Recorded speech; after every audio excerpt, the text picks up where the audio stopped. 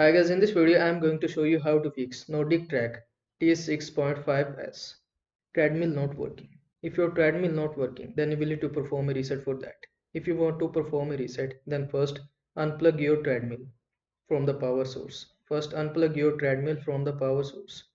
Then you will need to locate the reset button, which is mostly found on the console area, like on the side of the console and on the back of the console. This is a small hole.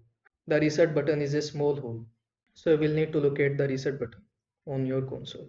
If you want to locate the reset button, then insert a paper clip or small similar tool in the reset button. Press and hold the reset button about 10 to 15 seconds. While you press and hold the reset button, the another person plug it back in into the power source.